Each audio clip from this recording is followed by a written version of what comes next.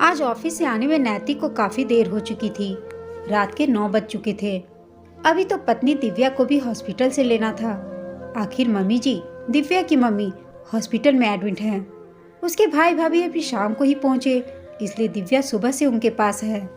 फटाफट नैतिक ने हॉस्पिटल पहुंचकर दिव्या को वहां से लिया और घर के लिए रवाना हो गया। घर पहुंचते ही दिव्या और नैतिक को बहुत जोरों से भूख भी लग रही थी, पर दोनों ही चुप बैठे थे, क्योंकि उन्हें पता था कि आज खाना बनाने वाली प्रतिमा नहीं आई होगी। आती भी क्यों, आखिर दिव्या की तेज जुबान ने उसे मजबूर कर दिया न आने के लिए। बस इतनी ही सी तो बात हुई थी कि प्रतिमा के हाथों से रसोई में पानी फैल गया था। कितना भला बुरा दिव्या ने सुनाया था उसे। माना कि प्रतिमा घर में काम करती है, पर इस कदर किसी को सुनाने का हक तो नहीं था। जब से घर में मॉड्यूलर किचन बना है, दिव्या का दिमाग बस आसमान में ही घूमता रहता है। आखिर पूरी रिश्तेदारी में उसी का किचन था जो मॉड्यूलर था, जहाँ सारी सुख सुविधाएं थीं। बस उसे लगता कि किसी का स्टैंडर्ड उससे मैच नहीं करता, इसलिए जिद करके घर में काम वाली भी रख ली, जबकि घर में ले देकर 3 सदस्य ही थे, दिव्या, नैतिक और नैतिक की अम्मा। वो यह भी भूल गई कि वह एक मध्यम वर्गीय परिवार की सदस्य है और यह किचन किस्तों पर बना है, जिसकी किस्तें अम्मा जी की पेंशन से आती है। खैर, जैसे ही दिव्या और नैतिक घर में घुसे तो पूरा घर खाने की खुशबू से महक रहा था। अचानक नैतिक ने खुश होते हुए कहा, यार, ये खुशबू तो जानी पहचानी है। जरूर आज अम्मा ने खाना बनाया है। सुनकर दिव्या का दिमाग खराब हो गया। जरूर अम्मा जी ने मेरी रसोई की ऐसी की तैसी कर दी होगी। मन ही मन वह यह सोचती हुई दिव्या रसोई की तरफ दौड़ी। देखा तो अम्मा रसोई के बाहर की तरफ खुली जगह में खाना पका रही थी। पीछे पीछे नैतिक भी आ गया।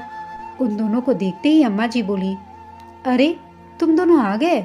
प्रतिमा तो आज आई नहीं थी और तुम लोगों को बहुत देरी भी हो गई थी, तो मैंने सोचा कि नीतू, नैतिक कितने दिनों से कह रहा है कि अम्मा तेरे हाथों की रोटी खानी है, वो भी चूल्हे वाली, तो मैं ही आज खाना बना देती हूँ।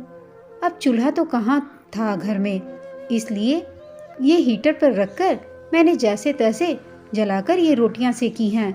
फटाफट तुम दोनों मुंह हाथ धोकर आ जाओ, मैंने खाना बना दिया है। अम्मा जी अपने पसीने पोंछते हुए बोली, अम्मा जी, आपको किसने कहा था यह सब करने के लिए? हम आ रहे थे ना, आकर बना देती खाना। थोड़ा सा सब्र भी ना हुआ आपसे? दिव्या बोली। अचानक दिव्या ने कहा तो अम्मा जी दिव्या की तरफ देखने लगी, फिर थोड़ा संभल कर बोली, बहू, मुझे लगा कि तुम लोग भूखे आओगे, तो कम से कम तुम्हारे लिए खाना बना दूं। अब मुझे तुम्हारे ये नए चूल्हे जलाने तो आते नहीं, इसीलिए हीटर पे बना दिया। इसीलिए आपने मेरी नई रसोई को ऐसी की तैसी कर दी, पूरी रसोई गंदी करके रख दी। आपको पता भी है इसे बनाने में कितने पैसे लगते हैं, कितना महंगा किचन है हमारा। कितने ही स्टैंडर्ड से रख लो, लेकिन आपको लो स्टैंडर्ड में रहने की आदत है। ये तुम क्या कहे जा रही हो दिव्या? अम्मा ने कितने प्यार से खाना बनाया है, सिर्फ इसलिए कि उनका बेटा उनके हाथ का खाना बना हुआ खाना चाहता था, और तुम हो कि उन्हें 2 बातें सुना रही हो। वैसे भी हीटर रखकर ही तो बनाया है खाना, वो भी अभी हट जाएगा। और दूसरी बात, खाना किचन के बाहर बनाया है, तो तुम्हारा किचन गंदा कैसे हो गया? एक तो अम्मा ने तुम्हारे लिए खाना बनाकर रखा, ऊपर से तुम इतना कुछ सुनाया जा रही हो। नैतिक दिव्या से बोला। दिव्या बोली, मैंने तो नहीं कहा था उन्हें खाना बनाने के लिए। आ तो रही थी मैं घर, कोई भूखे तो नहीं मर जाते इतनी देर में। क्या तुम्हारे स्वाद के चक्कर में अपने किचन को खराब कर दूं मैं? जब देखो किचन किचन करते रहती हो दिव्या। तुम ये भी भूल गई कि अम्मा ने ही यह किचन बनाने के लिए पैसे दिए थे, फिर भी तुम यह सब हरकत कर रही हो। क्या अम्मा कभी अपने हाथों से खाना बनाकर मुझे खिला नहीं सकती? क्या तुम्हारे इस किचन के चक्कर में मैं अम्मा के हाथ का स्वाद हमेशा के लिए भूल जाऊं? तुम्हारे लिए इंसान जरूरी है ये किचन? नैतिक लगभग दिव्या को डांटते हुए बोलते जा रहा था। दिव्या बोली, मेरे लिए तो मेरा किचन ही जरूरी है बस। गुस्से में दिव्या पैर पटकती हुई अपने कमरे में जाकर बैठ गई। यह देखकर अम्मा जी की आंखों में आंसू आ गए, पर वो कुछ नहीं बोली और चुपचाप कमरे में जाकर बिना चेंज किए ही लेट गई। उस रात किसी ने खाना नहीं खाया। दूसरे दिन दिव्या के लेट नींद खुली। उठकर जब वो अपने कमरे से बाहर आई तो देखा नैतिक ऑफिस जाने के लिए तैयार था। और अम्मा जी और नैतिक चाय के साथ ब्रेड खा रहे थे। जैसे ही नैतिक की निगाह दिव्या से टकराई, नैतिक ने कहा, फिक्र मत करो, तुम्हारे किचन में हमने कुछ नहीं बनाया है। चाय मैं बाहर से खरीद कर लाया हूँ। और चुपचाप अपनी चाय पीने लगा। चाय पीते पीते ही नैतिक अम्मा से बोला, अम्मा आप भी जल्दी से तैयार हो जाओ ताकि आपको मौसी के घर छोड़ दूँ। कम से कम ये तो तसल्ली रहेगी कि मेहमान नवाजी की खातिर ही सही वो आपको दोपहर का खाना तो खिला देंगी। उनके पास मॉड्यूलर किचन ना सही, संस्कार तो हैं। शाम को ऑफिस से आते समय मैं आपको वहाँ से ले आऊँगा। अब दिव्या से कुछ कहते ना बना, इसलिए चिढ़ते हुए अपने कमरे में आकर वापस बैठ गई। थोड़ी देर बाद दरवाज़ा बंद होने की आवाज़ आई। तब बाहर आकर देखा तो नैतिक और अम्मा जी घर से रवाना हो चुके थे। कुछ भी बोलकर नहीं गए थे नैतिक।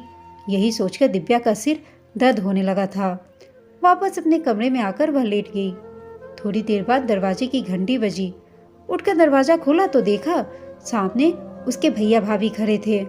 दिव्या हैरान होती हुई बोली, अरे भैया भाभी, आप लोग यहाँ पर? फिर मम्मी के पास हॉस्पिटल में कौन है? उसकी भाभी बोली, पापा है ना उनके पास। दिव्या बोली, अब पापा को मम्मी के पास अकेले ही छोड़ के आ रहा है? किसी की चीज़ की ज़रूरत उन्हें पड़ेगी तो? हाँ, तो हॉस्पिटल वाले संभाल लेंगे, तुम फिक्र मत करो। दरअसल तुमने अपना मॉड्यूलर किचन बनवाया है ना, तो मैं उसी को देखना चाहती थी। मैं भी सोच रही हूँ कि बस इस तरह का किचन मैं भी अपने घर में बनवा ही लूँ। अपनी भाभी के मुंह से इस तरह की बातें सुनकर दिव्या हैरान रह गई। यहाँ तो मम्मी हॉस्पिटल में एडमिट है और भाभी को ऐसी बातें सूझ रही हैं। फिर भी लगभग भाभी को डांटते हुए दिव्या बोली, भाभी मम्मी हॉस्पिटल में है और आप किचन कैसा बनवाना है यह सोच रही हैं? आपको मम्मी की बिल्कुल भी परवाह नहीं है। सही कहा है किसी ने, बहू कभी बेटी नहीं बन सकती। आप में तो बिल्कुल भी संस्कार नहीं है। अरे संस्कारों को तो छोड़ो, नैतिकता के कारण ही अपनी सास का थोड़ा ध्यान रख लेती हैं आप। अपने बूढ़े ससुर को हॉस्पिटल अकेले छोड़कर आ गई यहाँ किचन देखने। भाभी को कहना कितना आसान है, पर यह बात तुम पर भी लागू होती है क्योंकि तुम भी किसी की बहू हो। अचानक से नैतिक ने घर में आते हुए कहा तो दिव्या का ध्यान दरवाजे की तरफ गया। तुम्हारे कारण कल मेरी अम्मा की आंखों में आंसू आ गए थे। कल मेरी अम्मा भी भूखी सोई थी, तब ये तुम्हारे संस्कार कहाँ गए थे? अरे संस्कारों को छोड़ो, थोड़ी नैतिकता तुम भी दिखा देती कि अम्मा बुजुर्ग औरत हैं। एक तो उन्होंने तुम्हारा ख्याल रखते हुए खुद अपने हाथों से खाना बनाया और बदले में तुमने उन्हें 10 बातें सुना दी। अब दिव्या से कुछ कहते ना बना। अपने भैया भाभी के सामने वह चुप रही। यह देखकर उसका भाई ने कहा, दिव्या तुझसे यह उम्मीद नहीं थी। ये ईंट गारे से बने सामान को तो इंसान से तोल रही है। मैं भी जब यहाँ आता हूँ तो मम्मी के हाथ का ही खाना बना हुआ खाता हूँ। इसमें गलत क्या है? तुम्हारा मॉड्यूलर किचन माँ बेटे के प्यार पर भारी पड़ गया और तुमने इतना कुछ सुना दिया अम्मा जी को। यह तो अच्छा हुआ कि नैतिक अम्मा जी को मौसी के पास पहुँचाने से पहले हॉस्पिटल मम्मी से मिलवाने लेकर आ गए और हमें यह बात पता चल गई।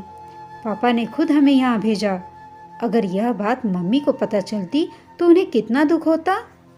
भाई की बात सुनकर दिव्या आज अपनी ही बातों से शर्मिंदा थी और उसने हाथ जोड़कर नैतिक से माफ़ी मांगी। नैतिक ने कहा कि तुम्हें मुझसे माफ़ी नहीं मांगनी है, तुम्हें अम्मा से माफ़ी मांगनी चाहिए। दिव्या अपने आंसू पोंछते हुए नैतिक के साथ सासू माँ के पास पहुंची और अपने किए पर अफसोस जताते हुए उनसे पैर छूके उनसे माफ़ी मांगी। सासू माँ ने दिव्या को उठाकर गले से लगा लिया और फिर वह अपने घर वापस आ गई। कुछ दिनों के बाद उसी किचन में दोनों सास बहू मिलकर खाना बनाने लगी और खुशी खुशी रहती लगी। दोस्तों, आपको यह कहानी कैसी लगी कमेंट करके बताइएगा। साथ ही कहानी अच्छी लगी हो तो इसे लाइक शेयर और चैनल को सब्सक्राइब अवश्य कीजिएगा। कहानी सुनने के लिए आप सबका धन्यवाद।